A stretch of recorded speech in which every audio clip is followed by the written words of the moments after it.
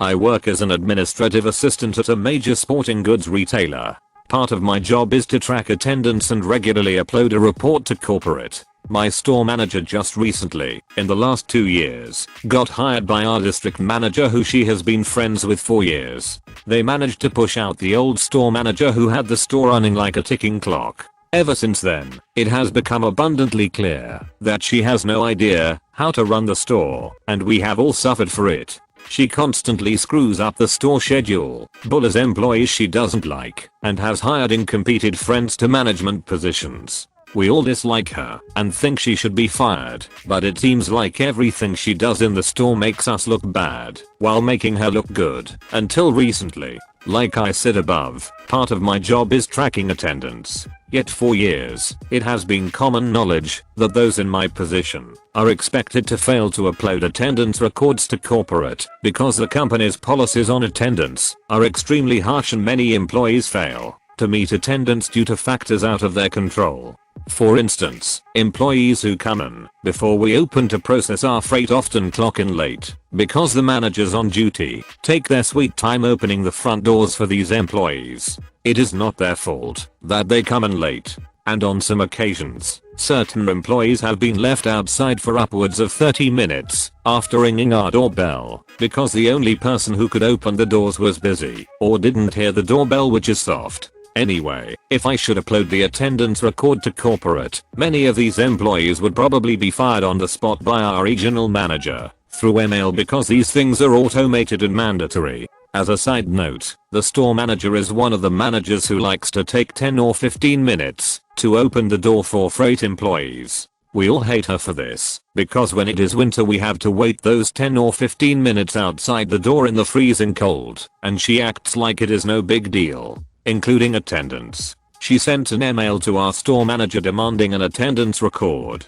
I told the store manager that this could get many employees fired, but instead of realizing the implications, she told me to run the report anyway. I tried to tell her that this could result in most of the employees who had availability before we open, who are very valuable and rare, getting fired, and she completely blew me off. She literally went as far as saying that I was not thinking straight. I told her that she could adjust the attendance on her end as the DM /clearly wanted her to do. This has been common procedure due to the reasons for poor attendance, and she told me that she was the store manager, she would figure it out, and I should just do my job as I was told. So I ran the report and immediately got a furious email from the new district manager saying that I should have run the report by my store manager to adjust the records before uploading it to corporate. The next day, corporate sent an automated email with the names of all the employees that should be fired, which is not an email that our manager can either respond to or contest.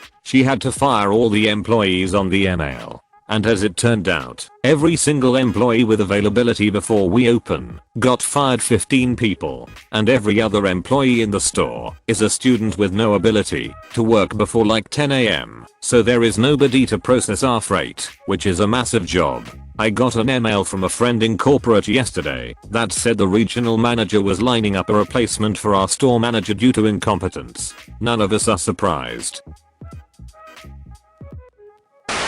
Years ago, I was working for a large organization. My boss was very nice and pleasant to work with at first. I was hired and tasked with taking a very troubled department and bringing it up in standards. My boss was fairly supportive during the initial few months on the job, but then something changed. The department began to perform and improve greatly within the first 6 months, and this was recognized and heralded by upper management. This made my boss look good and also improved overall morale on the team within the troubled department as they were finally recognized for their efforts and talents. About this time, 6-month mark, I was told to watch my back by a few other colleagues, both men and women, outside of my department, because my boss had a reputation for putting her own success over anyone else's. They also warned me that she was known for being very threatened by any successful males who worked with her. Male here. She was a very big champion of the women on her team and regularly promoted and advocated for them. But it seems that every male that worked on her team ended up leaving or getting fired. This was something I was not aware of when I was hired. I also am the only male on the team. After investigating this further, I found there to be some truth to all of this. As it happens, over a 12-year period, over 8 men on her team either quit or were fired, 6 fired and 2 quit. Of the women on her team during the same time period, 8 were promoted, 2 quit, 4 were still on her team and 0 were fired. So, I'm a bit concerned about this now as 1, I'm a male and 2, she has this reputation for making it difficult for men on her team. I just took this all in stride however, and focused on continuing to manage the department to greater levels, work on continuing to increase the morale of the department, and ensuring I communicate with my boss regularly about any situation that would become problematic for her or me. I also focused on ensuring that she got maximum credit for the improvements of the troubled department, and credited her with being a great boss that ensured that the department received the resources and support that it needed to succeed. Fast forward to about my 8th month there, and I'm in a meeting with my boss, and she begins to rage against me that I emailed someone who was in the upper management of the company. I explained to her that yes, I did CC that VP, because the email in question was one that necessarily involved the entire area under which this particular VP lead. She said I'm not to do that, and then proceeds to tell me that I'm forbidden to email anyone that is above my pay grade as that is not my place.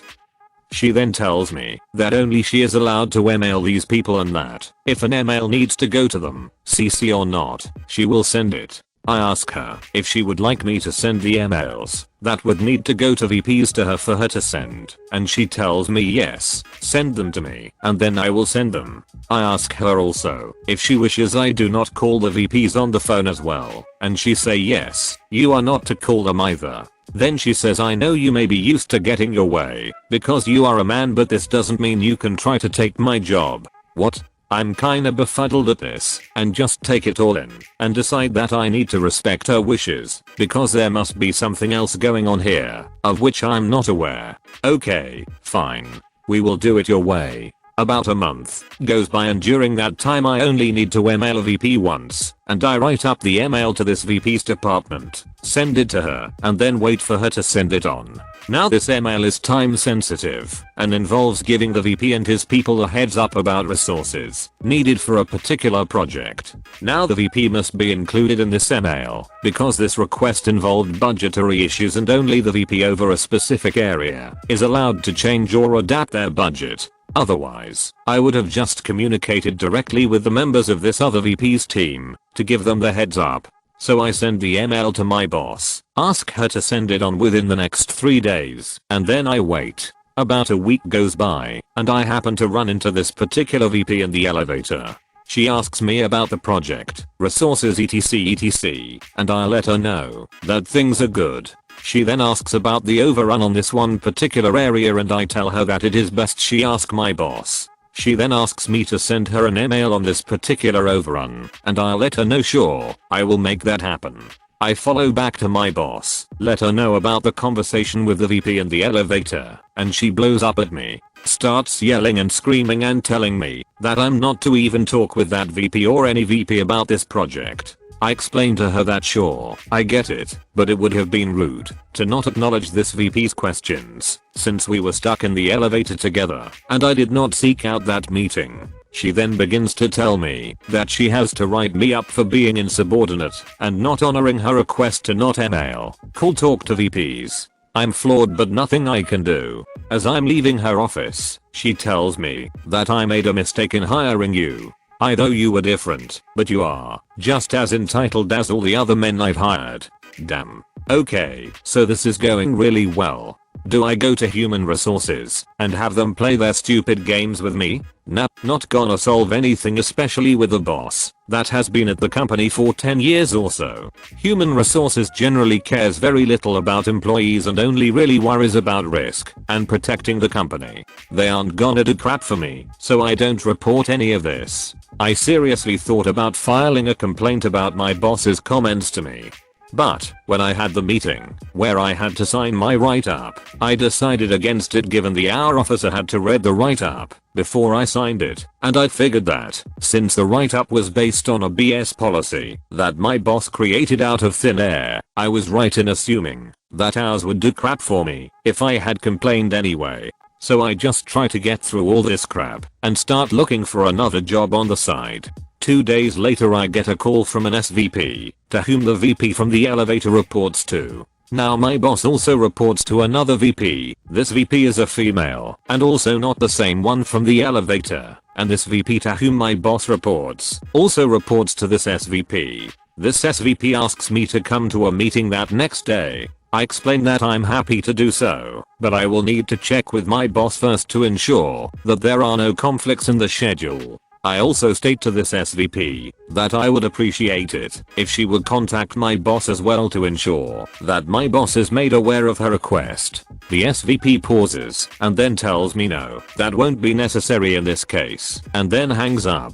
Crap. So, I email my boss, tell her that the SVP is requesting to meet with me the next day and wanted to make her aware of the meeting. She comes storming into my office around 5:30 p.m., about an hour before I usually leave, and closes my door and berates me for a good 20 minutes for talking with the SVP. She was so loud that one of the members of the department in which I worked was about to call security just before my boss exited my office. I knew my boss would be mad, but didn't expect anything like this. So, next day, I go to the meeting with the SVP. At that meeting is another 3 VPs. The first is the female VP whom I ran into in the elevator and was asking about overruns. The second is the female VP to whom my boss reports. And the third is a female VP that used to oversee the department in which I presently work. The SVP proceeds to ask me about the overruns. I explain as best as I can about the issues involved and also explain that I had prepared an email a few weeks ago about this.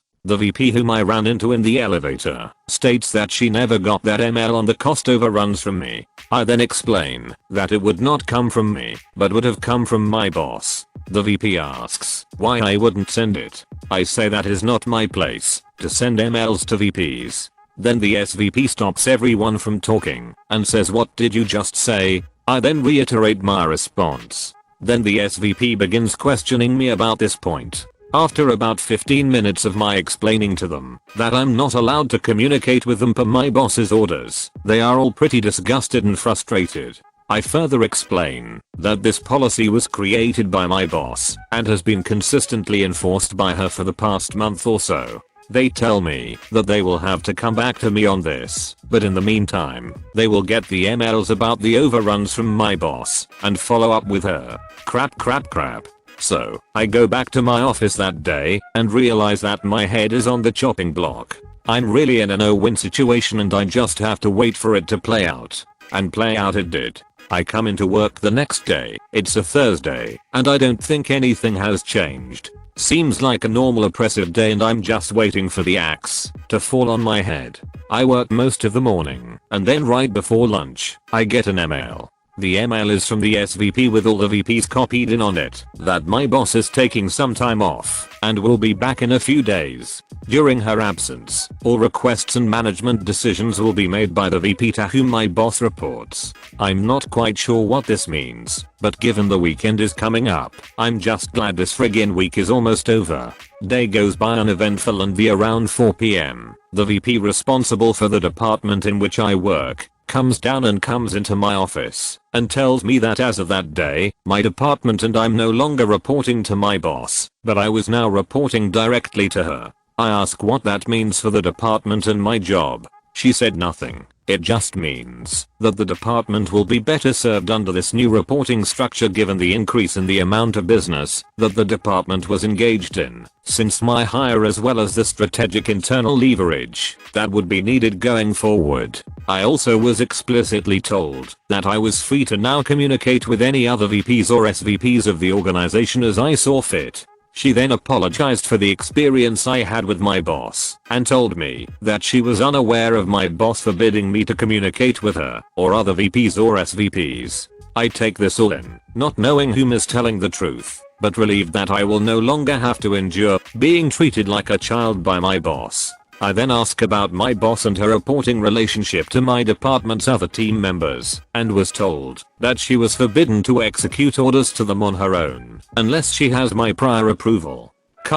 I stay at this company about 3 years total, have a great working relationship with the VP, whom was now my boss, as well as the other VPs and SVP to whom they reported. I only left when I got a better offer in a different industry. My former boss was eventually cancelled out over a 3-month period after ours investigated her behavior, interviewed me about the arbitrary rules about communicating with VPs that my boss had enforced on me, as well as her shouting at me and writing me up and disparaging me as a male. Talk about karma. Her write-up of me was used as evidence that she actually had implemented this no contact policy solely with me, and because she wrote it up and put it in my employee file, it proved my veracity about the entire no contact issue. In addition, and also compounding the problem, other alleged issues concerning cost overruns, financial reporting irregularities that she had hidden over the years. I have never seen her again, but if I ever do, I would love to be able to say to her, great seeing you again. I always tell people that you are the boss that taught me the importance of using email to further my career. Thank you for watching. If you enjoyed this video, a like and a comment would mean a lot in YouTube's world. Share with us if you would have done things differently, and don't forget to support the original authors with an upvote. Links are in the description. Peace out, and catch you tomorrow.